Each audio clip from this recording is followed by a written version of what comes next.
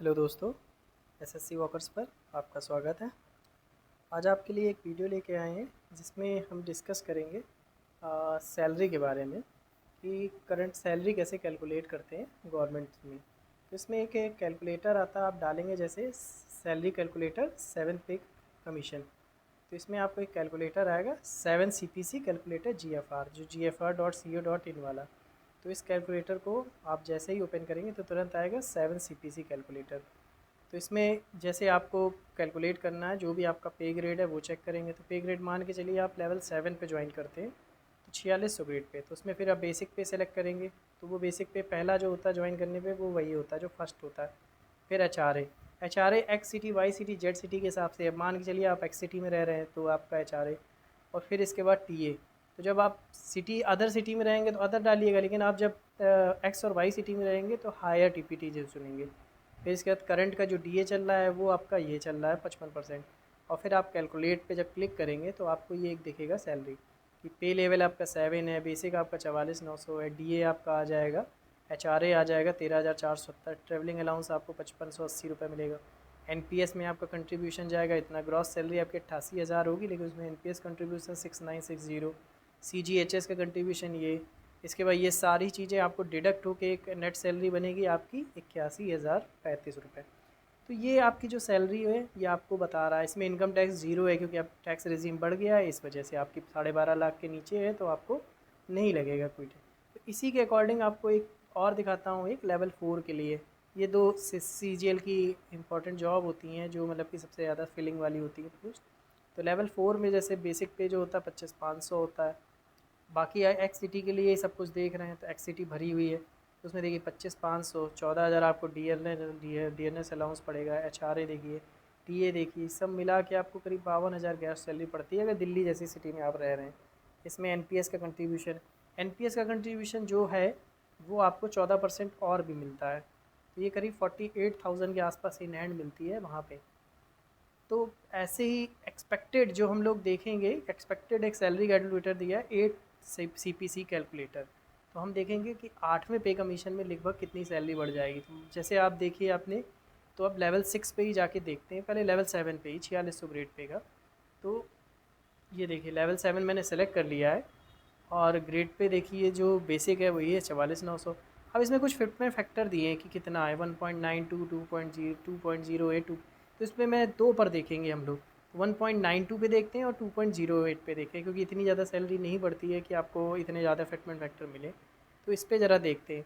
उस टाइम पे H R ए जब होगा तो एच आर ए कम हो जाएगा, जब भी आपको होगा तो 30% नहीं मिलेगा, इसीलिए नीचे 24% वाला दिया गया है कि 27% भी हो सकता है, 24%, तो हम कम लेके चलते हैं, 24% लेके चलते हैं। टी पी टी आपका जो होगा वो हायर ही होगा, वो जो लगता है। डी ए उस टाइम पे आपको कुछ नहीं मिलेगा, नील मिलेगा क्योंकि मर्जर हो चुका होगा। तब देखिए आपकी जो सैलरी होगी रिवाइज होगी कितनी आएगी लगभग। ये देखिए बेसिक पे आपका 44,900, लेकिन रिवाइज बेसिक पे फिटमेंट फैक्टर के साथ वो 86,208 के आसपास आ गया है। आपका महंगाई भत्ता जीरो रहेगा तो जीरो, एच आर ए आपका ये है, टी ए आपका ये। तो आपकी सैलरी जो ग्रॉस बन रही करीब 1,10,000 बन रही है। अब इसमें देखिए आपकी 1,10,000 के साथ आपका इनकम टैक्स आपका 5800 कट रहा है।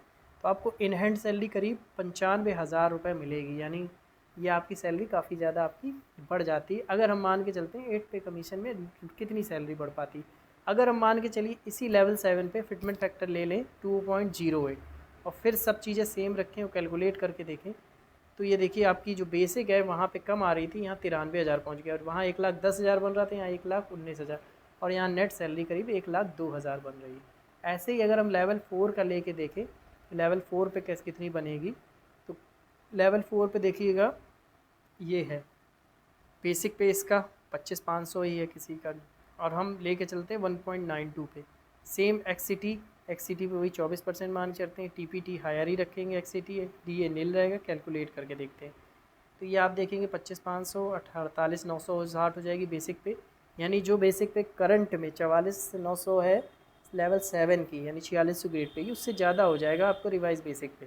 तो करीब आपको जो सैलरी आपकी पड़ेगी वो करीब 59,000 इन हैंड के आसपास पड़ेगी, अगर आप 1.92 फिटमेंट फैक्टर लेके जाते हैं।